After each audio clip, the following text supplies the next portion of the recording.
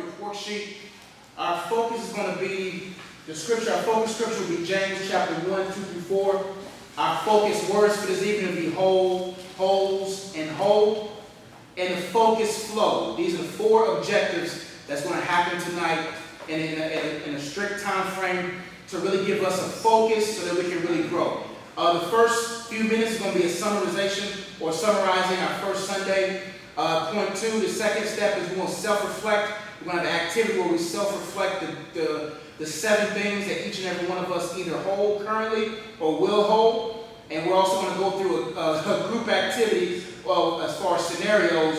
And then I'm going to serve you guys with questions or prayer and those kind of things. So let's go summarize the first week. We had 4 questions. 4 questions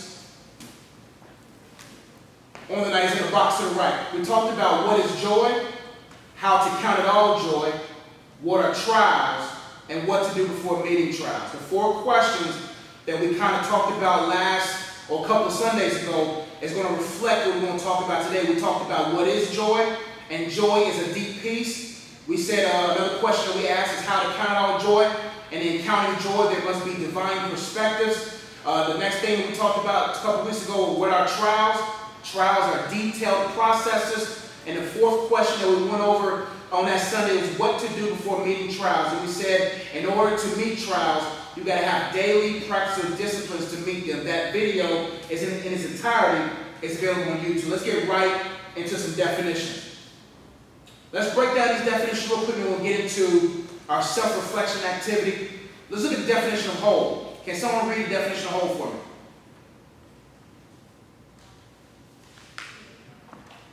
Containing all the elements properly belonging, complete, pertaining to all aspects of the human nature, especially one's physical, intellectual, and spiritual development.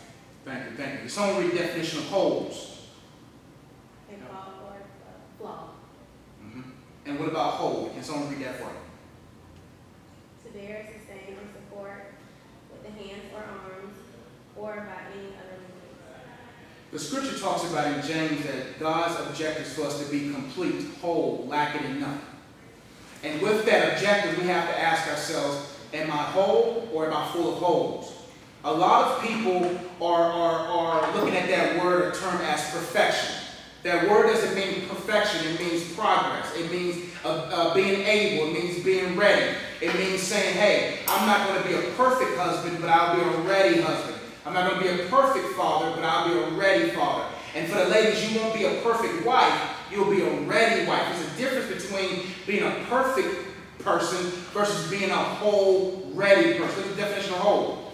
Definition of whole says containing all the elements properly belonging, complete. Number 2, pertaining to all aspects of the human nature, especially one's physical, intellectual, and spiritual development. I like the first definition, I like both of them, but the first one gives us the idea that a whole person or a whole thing is an individual or an item that contains all the elements for its proper use, meaning complete. That in order for me to be a sound, stable husband, a sound, stable leader, a sound, stable whatever I endeavor to become, I have to first ask myself, do I contain all the elements in the nature for me to operate in that place? Not perfectly, but just positioned well enough where I'm executing in that realm effectively. We all know if you work at a job and if you don't effectively work that job properly, what happens? You get fired.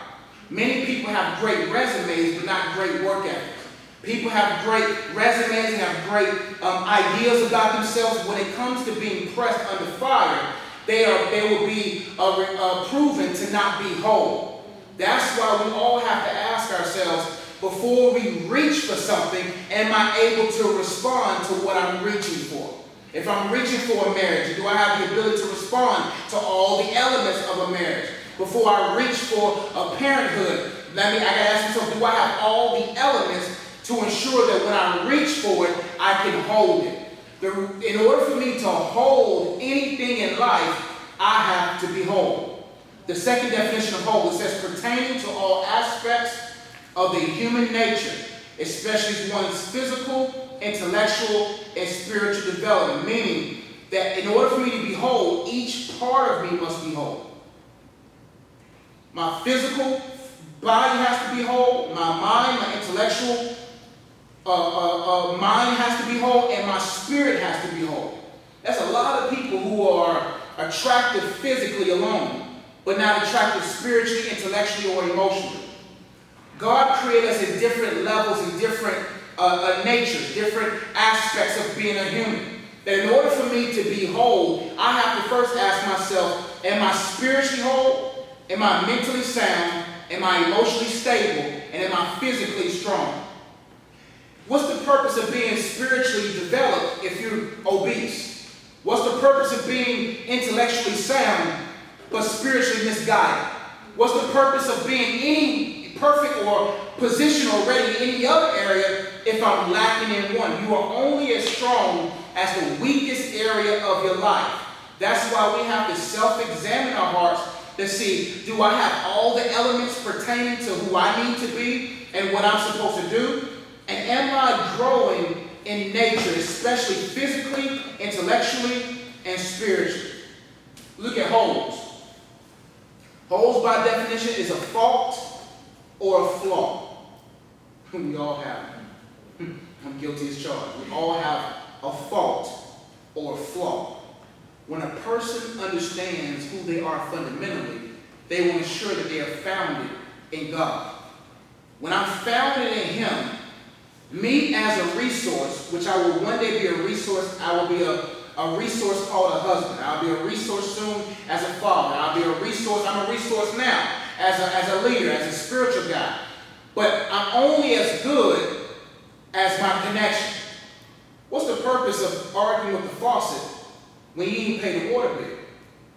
See, many people get upset at the resource, but never examine what source they're plugged into. When I'm plugged into the right source, when the faucet is turned, I'm guaranteed to bring out water. The question is, what kind of water?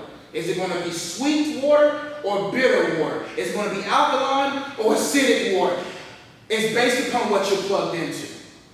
It doesn't matter how many faults or flaws we have. If I'm founded, if I'm focused, I can flourish. Over time, you will begin to see those faults or flaws be wiped away. Look at the definition of whole, and we'll get into our self-reflection activity. To hold is to bear, sustain, or support as with the hands or arms or by any other means. Hold means to bear, to sustain, and to support. Right now, with wherever you're trying to progress towards, can you bear it, sustain it, and support it? Bear it means every blessing comes with a burden. It doesn't matter what it is. More money comes more burdens. Get married to a woman, more burdens. Get married to a man, as a burden. It may be a blessing, but there will be burdens. There will be a loss in her family. There will be a struggle in his life. And you have to bear the burden. Only a whole person can bear the burden of a person or whatever they're reaching for. I also got to make sure I sustain it. Ladies, before you endeavor to get associated with a man, can that man sustain it? Now, I know that I'm not saying sustaining you as far as he got to pay everything. I'm saying, can you learn something from him? The Bible talks about how a man is supposed to wash the woman with the word. Wash. That means as the leader of my home, I should be able to be clean enough to wash. That doesn't mean I'm greater. It just says responsibility. That is my job as to some degree, bulk of men who are sound are probably a little bit more logical than women are. But it's a joy for a woman to be washed by a man. And it is a beauty for a man to be washed by a woman. Now, we know the scripture says men wash their women, but there's a sustainability a woman provides a man.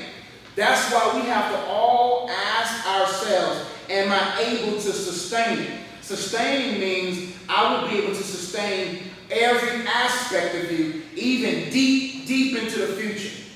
That I'm able to sustain the mother of you, the grandmother of you, the entrepreneur of you.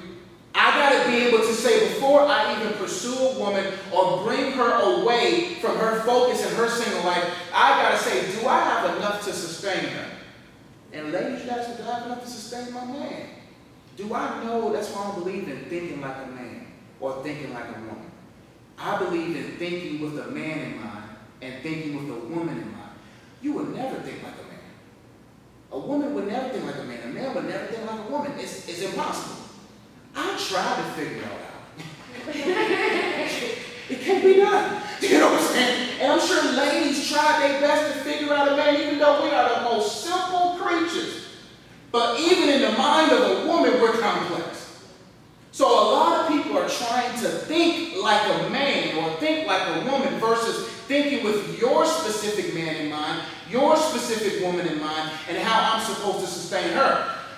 You heard guys say, and ladies say, all men are like this, all women are like this. That ain't true. When you meet that specific individual, you got to say, can I sustain who she is, who she's called to be, who he is, what he's called to be? If not, you're not whole enough to bear that person. And support.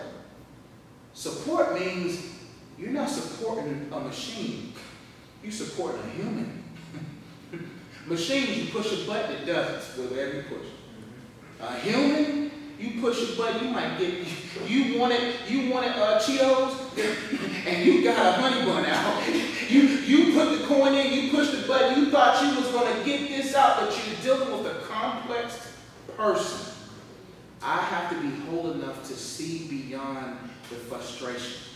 Offense is a distraction. So many of us, we fall into the trap where the Bible says we wrestle against flesh and blood.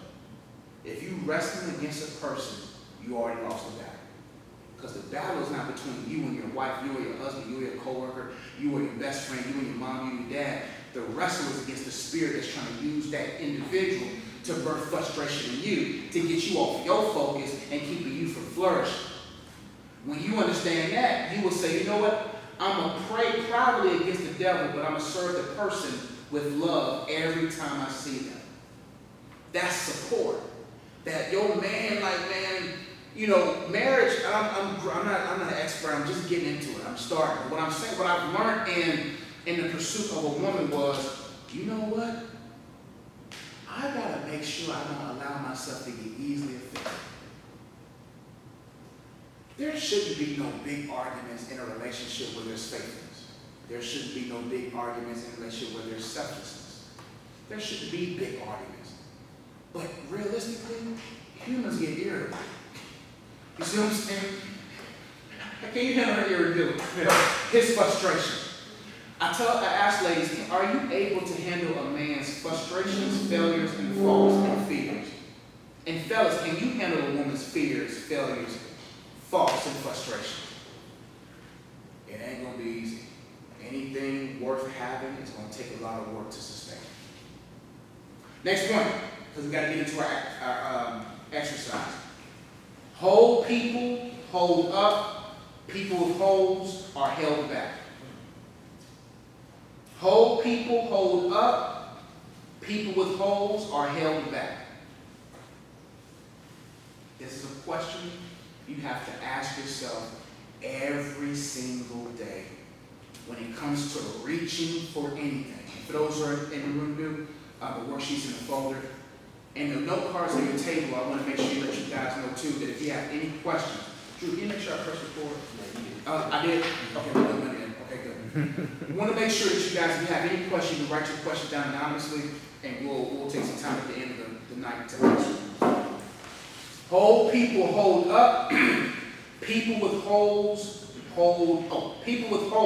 are held back. What does that statement mean to you guys? What comes to your mind when you hear that sentence?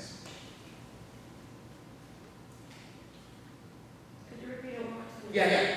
It's point A on the 3. Whole people hold up. People with holes are held back. You can talk about how whole people are, how they hold up. What does that mean to you? Or what does it mean to be a person with holes being held back? I think with the whole person, they're able to sustain one. So, because, like, the sentence, to, I'm picturing that That bucket, yeah. Yeah, so when you're not full of holes, you're able to consistently sustain whatever's in that thing. But when you're full of holes, you're not able to progress. There's nothing that's gonna stay in that bucket because it's, Yeah. Yeah, it's something worse than being poured into, and the thing that's poured into is poured out. All of our losses can be traced back to a hole in our life. Every loss, every significant one, every insignificant one, every job loss, every breakup that was your fault, anything that happened with you as the fault, you can trace it all the way back to a hole. We heard the saying that if you can kick the person that caused you the most trouble, you wouldn't be able to sit down. We're responsible for the bulk of the issues in our lives, and we have to ensure that we take our time in the gracious season that God gives us to allow Him to patch those areas. The Bible talks about how His goal is for patience to have a perfect work in our lives so that we can be whole, complete, lacking in nothing. And if that scripture says it's possible, then it's possible. But we have to erase the pursuit of perfection. We have to erase what it means to say, well, I got to wait for perfect conditions to get married. I got to wait for perfect conditions to start a ministry, perfect conditions to start a business. No, you just got to make sure you have the perfect one with you, and the conditions will naturally become perfect for you. Because many of us, our perspectives, our perception screws our mind from seeing just how perfect the conditions are. Hindsight will show you that the problem you thought was in your life was actually a blessing. That it was the perfect condition for your pruning to be the person that He predestined for you to be. Whole people have a whole person outlook. They're able to see, God, you really working this in my life for my good ultimately. Let's get to our self-reflection.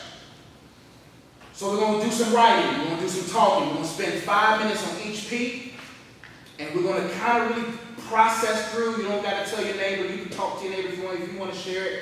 Cool. But we're going to talk about the 7 things that we are either currently or eventually will hold in our lives. Number 1, we are either currently or will eventually hold the following. Number 1, people. Number 2, products. Number 3, positions. Number 4, problems. Number 5, prosperity. Number 6, the past. And number 7, power. couldn't get to 10 P's. I couldn't get 10, bro. 7 was good. If we went 10, we'd be at 10 and 9. You know what I'm saying? So I had to give y'all 7. I think there's plenty of P's, bro. There's plenty of them. All right, let's go to our first box. Let's get the right. Let's get the process. And this workshop format is for you to look inside and to process where you are, where you would like to be, etc. Who are the people you are currently holding or are preparing to hold, and how are you holding them?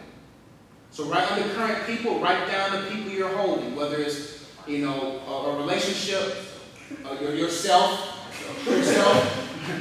For a lot of you, yourself. You're holding, who you hold in your heart is a person you hold as well. It could be your mom, it could be your dad. You gotta holding somebody doesn't mean financially holding them. Or being in place as far, it could just be like, I have a burden for this person. I have a love for this person. These are people that I feel a tug at. That's the person that you're holding. Anything that's heavy in your heart, any person that's heavy in your heart, you're holding them. Current people, who are you holding? Yourself? Your boo? You know what I'm saying? Your dog? People love their dogs like people. They do. And I babysitted a dog for a week, man. I fell in love. Dogs are powerful creatures. Anyway, once you write down current people, the people that's in your life, and think through this. Write down beside it, are you properly or improperly holding them? I did a message about a week ago talking about how any person that's not being prayed for is vulnerable. I thought about my own sisters. I was like, and my brother, I said, who's really praying for them? Like, if I don't pray, is anyone praying? When you think about that, that's scary business. If the spiritual world is the ultimate world or realm, and we're just a reflection of it, that means holding someone, giving someone a sandwich, feeding them, giving them shelter, that's a form of calling and checking, that's a form of holding, but am I spiritually holding them? So think through it enough to say, am I properly holding my mom? Am I properly holding my wife or husband or boyfriend or girlfriend? Am I properly holding who is heaviest in my heart? This section might be for the single people or just whatever. Who are you preparing to hold? You said, I'm going to let y'all know what class I'm in. Preparing to hold. That could be children.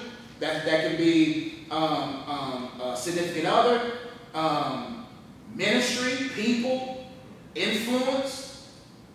People don't understand how important your influence is, and we'll be judged how we manage our influence.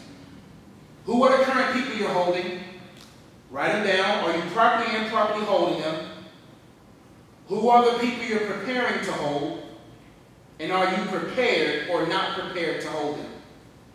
And be honest. This is nobody going to read it. If you show it to them, it's on you. And if they talk about you, that's on you. But you can keep this private. Be honest, because you're going to take this home with the 5-week plan to really process how whole you really are. Anybody want to share a person they're currently holding, a person they're preparing to hold? Anything you want to share about that, or how this point here has already birthed something in your mind in regards to that? Just 20 seconds. Anybody? Yes. I can say my children, and I'm properly holding them. That's good. Because I'm a single mom and I've done my job and working at it. And people think, and Chris, crazy people think that they have to have perfect conditions to hold something that requires. No such thing as perfect. I'm a product of a single parent. I ain't saying I'm the dopest thing out there, but I mean, I came through unscathed. You see what I'm saying? But it's crazy how God is the ultimate replacement.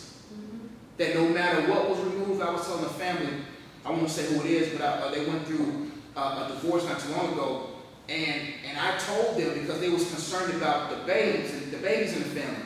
I said, look, don't be concerned, because God removed that man out of the home for their protection. If that man was still in the home, who knows what clearance or what demons or influence he would get clearance to his children. That's why we have to understand, this human life is much more than drive and ambition to be successful. It's a lot about making sure I fulfill my pilgrimhood, my pilgrimage, that I fulfill my responsibility as being a pilgrim passing through. That meaning I'm passing through this world. I'm not plotting, I'm not planning myself in this world. I'm passing through it, which means I'm going to be held accountable to a person who has already predestined a formula, a process that we're supposed to go through to be effective. Effectiveness is true success. Efficiency is true success. Mastery is true success. People look at success based upon the world's terms, and they find out that they're failing in the process. Let's go to the next point. What are the products? I'm supposed to spend 5 minutes on each point. My apologies. What are the products you are currently holding or are preparing to hold, and how are you holding them? What are the products? It can be the littlest things, it can be the biggest thing, it can be a home, it can be a car, it can be the money in your bank account, it can be any product that you're a significant product. Your technology, how are you holding that, everything that you touch on a day-to-day basis. What are those things? And if it's more than 7, that's cool. Are you properly and improperly holding your technology? Are you properly and improperly holding your money? Are you properly and improperly holding the responsibilities of your home? Fellas know how to give women a house, but they never let that woman make it a home. Or a man gives a woman a house, but she don't know how to turn it into a home. A house is a product, but a perspective can bring the purest form of that product to the forefront. My goal is to give my fiance a house, and I have. I'm supposed to let her make it a home. Listen, it's crazy how you find some men that be like, you know what, they're more picky than women are, you know what I'm saying, when it comes to home. We are not multipliers. We just plant seed. You give a woman a seed, she'll give you a child. We give a woman, whatever we give, women are multipliers. But when you are subtracting yourself, how can she multiply? That's why everything you give yourself or allow yourself to have or give to others, you got to say, am I holding this properly? So what are the current products you hold day to day? Car, responsive, or products, just products specifically. What are the products you are preparing to hold? A new home, a new car, new iPhone. Some of you guys still got, well, I don't think none of y'all got flip phones. But anyway, what are you preparing to hold? And are you prepared to hold that new home? You want the big home, but you don't want the maintenance at home. You want the home, but you're not prepared for the maintenance. These summer months have fooled me. During the winter, boy, that light bill, that light bill's $40-something. That thing $130, that thing $130. Because you need the air, I gotta have my air. But imagine if I only had enough money for the lease or the mortgage. That's not holding the home properly. I have to ask myself, before I even pursue a woman to be with me, do I have enough to take care of two? Honeymoons, you end up planting a seed. So what happens is, people are prepared for a wife, but 9 months later, they're not prepared for a child. You see what I'm saying? And I'm trying to tell you, I'm preparing myself. You know what I'm saying? Just in case. But you have to think 2 to 3 moves ahead, or you're going to always lose off the first move. God wants us to be discerners and beyond the moment thinkers. When you're a prisoner of the moment would imprison you for longer than that moment. You got to say, you know what? Is it worth me entertaining this girl? To lose my woman? To defame my name? To dishonor God? Like I always tell people, think yourself in trouble so you don't find yourself in trouble. I think this thing right here kept me out of trouble because I'd be like, nope, I ain't doing that. She might just be saying hello. No, you want me. I can't trust you. Not egotistically. Just to make sure I got the right mindset. Just in case I meet a Jezebel. Just in case I meet someone that's got the body, the woo, the wit, and to hit me at a weak moment. You see what I'm saying? All right, next point. What are the positions you are currently holding or are preparing to hold, and how are you holding them? Let's write them all down in a little box if you want to. The core of positions is the word sit. Wherever you are sitting is a position you're holding. Each and every one of us is holding a position all the way to the bare human nature, meaning you're holding the position of a man and you're holding the position of a woman. But that position doesn't compare to your position as a son and a daughter. Not your mom and daddy's son or daughter. God's son or daughter. Knowing who you are to the Heavenly Father will help you manage all your future positions. If you sit with Him, you'll find yourself sitting in heavenly places. If you keep your mind set above, you'll find yourself above. Wherever your mind is sitting right now, your life is sitting beside. If you looked at your mind right now, like, where do I sit? What are the thoughts that I rest on every single day? And I bet you your health matches that. I bet you your relationships matches that. If you have an insecure mind, your relationships matches that. Your health matches that. Your wardrobe matches that. Everything matches the state of your mind. That's why you have to ask yourself, where am I mentally sitting? Wherever the rudder of a ship turns, the ship will eventually fall. Wherever your mind is turned towards, your life is slowly heading to the direction. That's why you can't think on things long. The longer you think on that thing, you'll find yourself on a long journey in the opposite direction. What are the current positions you're holding? Man, I'm a man. Ladies, I'm a woman. You could say I'm engaged. I'm a fiance. I'm a husband. I'm a wife. I'm a boyfriend. I'm a girlfriend. Name all of them. I'm a son. I'm a daughter. I'm a influencer. I'm a business owner. What are the positions? Get really specific about the position. I'm a CEO of. I'm the founder of. I'm the chairman of. I'm the pursuer of. Because when you see all of your positions, then you can be able to say, how am I holding those positions? How am I? Before you even think about who you want to be, you got to think about who you are right now. Who am I as a man? When school starts back on the 27th, there's going to be young boys and young girls analyzing how I present manhood. By default. Everybody's a role model, whether they want to or not, to somebody. And you got to ask yourself, how am I modeling the role of blank, blank, blank, blank? That would make men perform better with their wives. More humble. Ladies, more appreciative. I used to be the type of guy that I cared about the position that I was going to sit in down the road, that I overlooked the position that I'm sitting at now. So many of us got big dreams and we're sitting there more than we sit in reality. When you sit in your dream longer than you sit in your reality, you'll find yourself in a fairy tale world. With a fairy tale mindset, with a Prince Charming that's not there, with a Rapunzel that doesn't have hair, you'll find yourself in all these situations. And then when reality hits you in the face, you're like, no, Prince Charming, help me. He ain't there.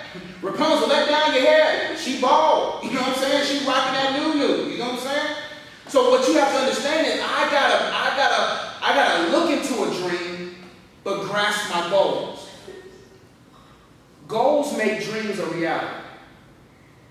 If you sit in this fairy tale world long enough, you will never get anything done in this life. Where do you sit the most? That will determine where your life will be set. What are the positions you are preparing to hold?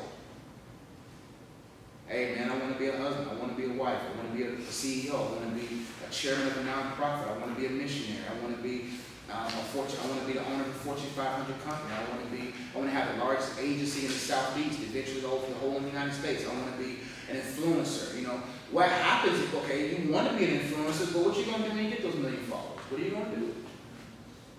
People who don't have desired outcomes will be distracted and drifted throughout their life. What are your desired outcomes for your position? My desired outcome for the place that I sit is to build disciples, to present to people God, to present to God be prepared, to get people thinking right about the things of life. I got to be okay with the results of that. You know what the results of that is? Look around. That's the results. But if I was talking cotton candy, fluff, if I was talking like, yo, man, God about to give you $1 billion, you get a car, and prosperity galore, this place is you got me. But when you start talking self-examination, when you start talking discipleship, when you start talking real life, people don't show up for that stuff. People want to be lazy. People don't want to work. But they're forgetting there's a wrath coming. let me get off before I get the hellfire brimstone. Let me focus on the mid-month focus.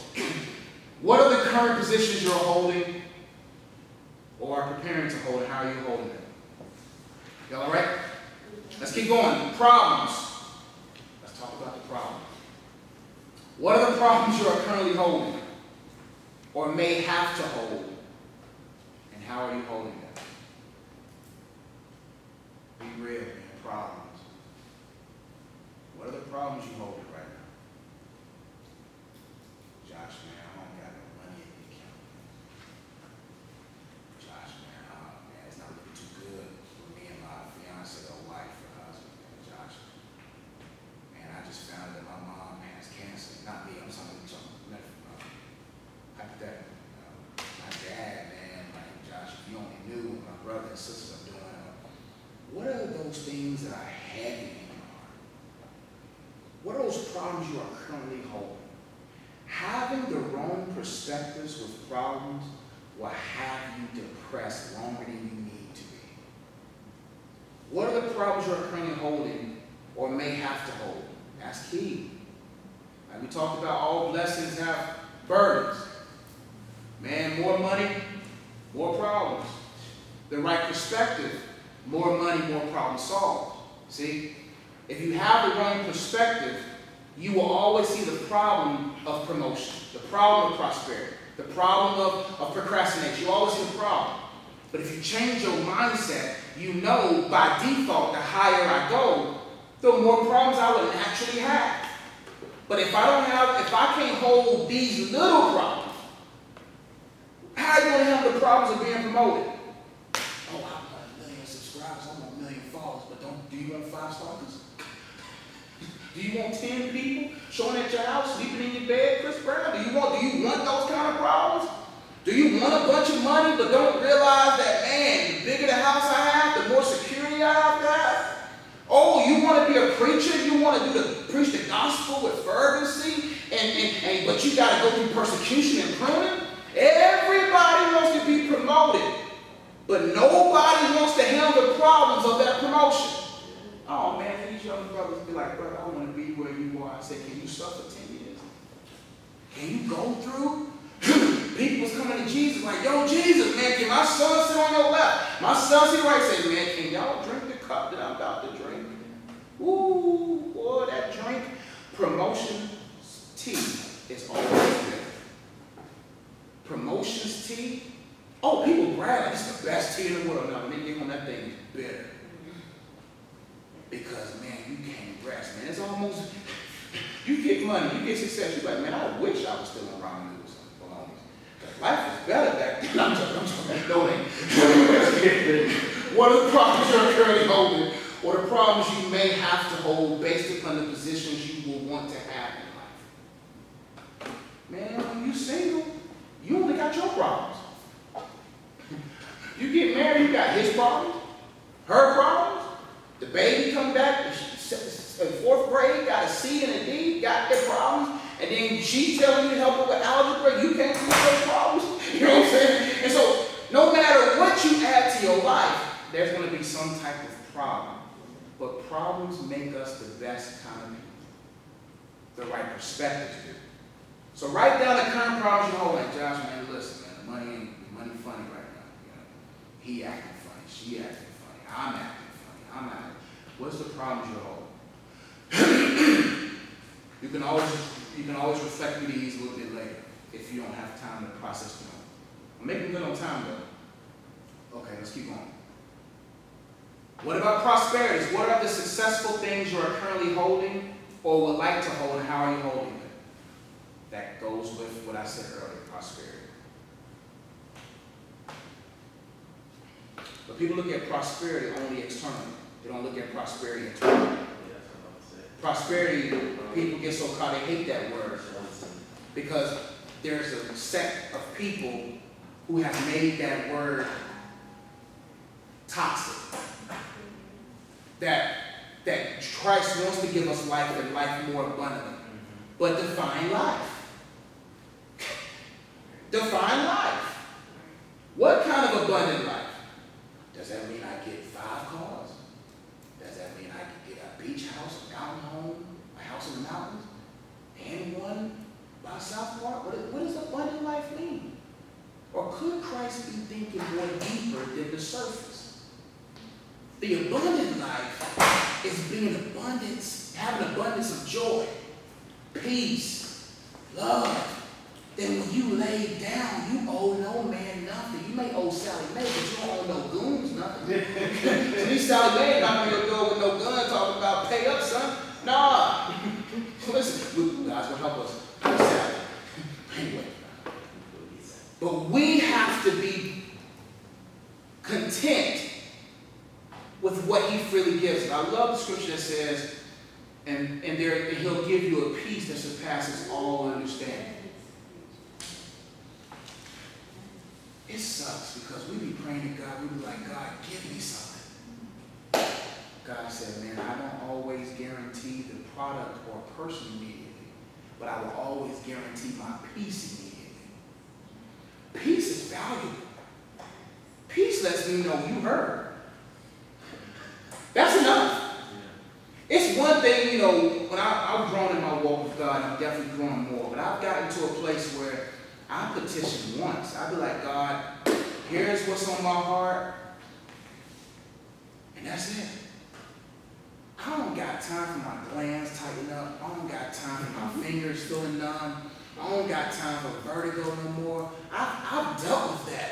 Where I'm walking, I feel like the ground is hollow, that I got big, huge migraines, that I'm on WebMD, looking at all types of forms of cancer, every pain. And I'm like, oh gosh, I'm about to die of throat cancer. Oh gosh, my side, is that my spleen, Lord? Am I about to die of spleen, whatever? And it all boils down to worry. Could all diseases find their roots in anxiety? A lack of trust, a lack of saying, God, you are able.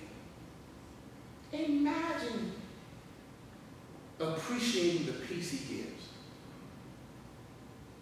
We want the product or the person more than we want his presence and his peace. That's bad math. That's a bad way of thinking. I'd rather have it. I've learned, and I'm telling you, if you ain't at that place yet, when you get about 30 or so years old and you start getting older and you start growing deeper in your knowledge of God, you enjoy his presence more than anything. Like, man, I remember back in the day, I fall asleep in my prayers. Now I don't want to go to sleep. I just want to pray more. I want to spend more time. I want to, man, give me something else. Inspire, like you don't got to go to YouTube, Eric Thomas, and all these different people for inspiration. You just got to go to God for yourself. And he'll give you a peace that's so tangible that in the midst of your turmoil, he'll put a smile on your face, saying that, man, I'm alive, though. I was at a funeral today. We had to bury someone that was 20 years old in the family. When I saw that casket, I had to think immediately, life is an amazing thing. I'm not going to let nobody rob it. I'm not going to let nobody rob me from my place in God, because death is inevitable to anyone who's outside of that presence. And what I mean by death, spiritual decay. Spiritual death will always lead to physical death. All of us are going to die, but how you die means something. I want to be like Paul, where I said, I fought the fight, I kept the faith, I have finished the course. I'm ready to go. I don't got time to die tragically because of anxiety, worry, or pursuing the wrong things. What are those successful things you want in your life? What are those successful things you have in your life right now, both tangible and intangible? And what type of success do you want in life? Let's be honest. There ain't nothing wrong with saying, hey, I want to be wealthy. I want to be successful. I want to be great at what I do. I want to master my craft. The Bible talks about your gift will put you in front of kings. Your gift will make room for you. Like, there's nothing wrong with success. But we have to define success in God's eyes and to be appreciative of the limit of success he wants to give you. That's a hard pill to swallow for a guy like me. That what if God was like, Josh, you might not ever make 6 figures. You got to be okay with that, Josh. I can have the drive to be a millionaire. If God said, nah, I ain't going to let you be a millionaire. The Bible says, don't make me too poor that I steal, and don't make me too rich that I leave you. You got to be okay with that. God ain't going to never let you get poor, that you steal. But we got to be okay that he says, you know what, Josh, if I gave you $1 million, you'll leave. No, I won't, God. I'll never leave. I'll cut someone's ear off for you, Lord. I'll never leave. Cuss 3 people out, deny them 3 times.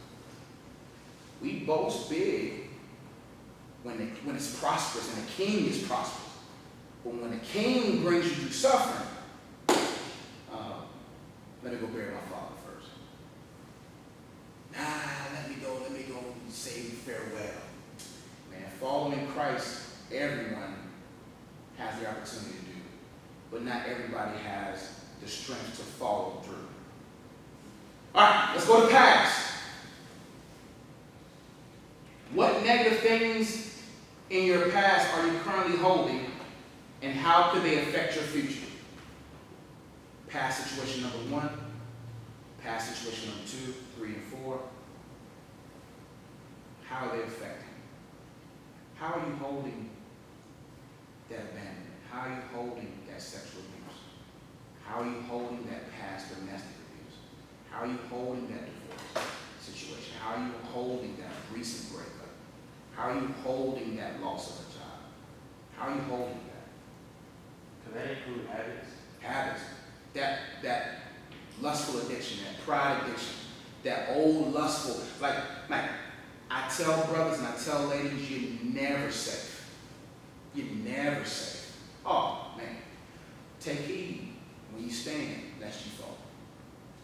Oh, man, I defeated pornography. I am the man, bruh. Ladies, I mean, like, I defeated this or that. And that sin is like, bruh, I can get you in a web, because everybody's good when life is good. But when life gets rough, you begin to reach for old things. That's why I have to make sure I stay above the effects of depression. I got to stay above it, because then I'm going to be right back at Bo James talking about, can I get 2 breasts, 2 sides, and can I get 2 cinnamon biscuits? I'll be the same judge that'll be at 7-Eleven talking about, hey, bro, here's here again, here's 2 honey buns. Listen, I have to keep that in mind. You got to keep, like, 2 for 2. Bro, you listen. I've never been there. 7-Eleven, the honey buns. I'm bougie with my sweets now, so I ain't food delivery. I'm on my own food sweets. But I'm not emotionally eating, I'm just bougie. I'm eating bougie right now. But the thing about it is, we have to make sure that we always press it for new, so that we'll never reach for old. What are those past situations? Last but not least, I think it's the last one. Yeah, it's the last one. How are you currently holding? What power or influence do you hold, and are you using that power appropriately? What are your superpowers? I know in my position, if used demonically, can be very manipulative. Any leader who is charismatic in nature, talent by any nature, there's a pool of people you can manipulate. When you understand you got people power, you got to have the right perspective about that power. I got people power. People trust me.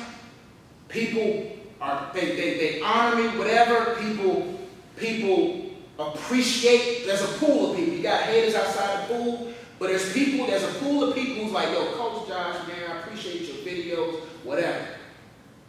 Be very careful how you use your power. When I travel, man, I gotta know my power. It's not about no attractiveness, it's about the anointing. The anointing has power. People do not, and I had to realize this, people do not come to me or you because of the bark. They come to you because of the fruit that hangs off your life. I used to get so insecure when people left. What you mean you left? They ate all the fruit off your tree, Josh. There's no more fruit. There's no more shade.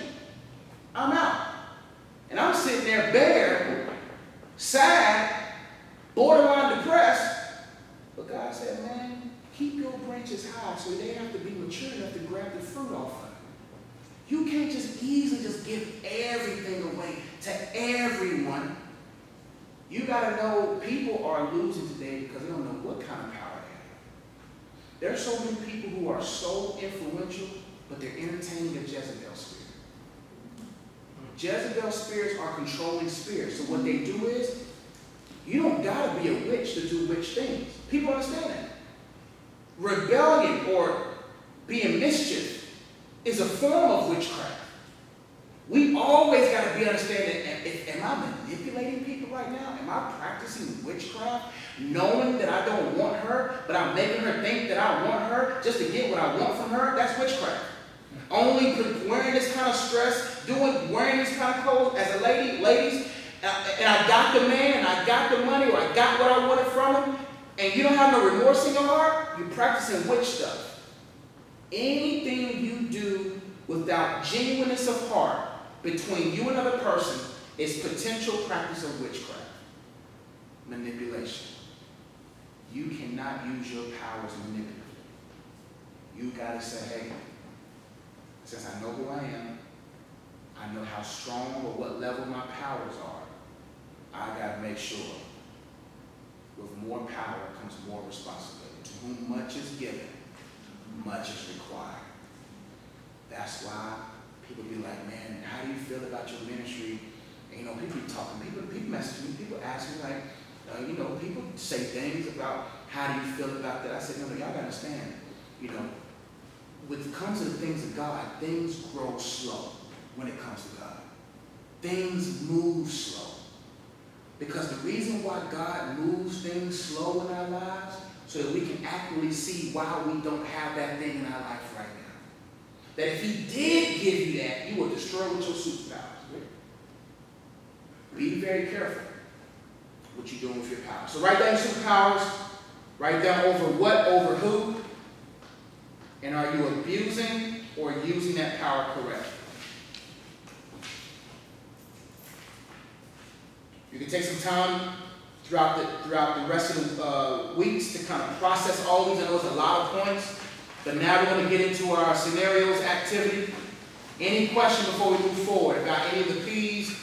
Anything that you was like, yo, I got a question about this before we move forward. We got a couple of dice. We got some worksheets. We're gonna practice how would you handle or hold these different things. Any questions before we move forward?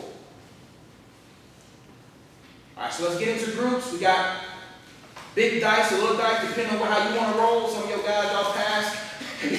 Y'all might little dice. You know what I'm saying? Y'all might roll some things back in the day. But the big dice, kind of y'all was throwing, I thought it was cool.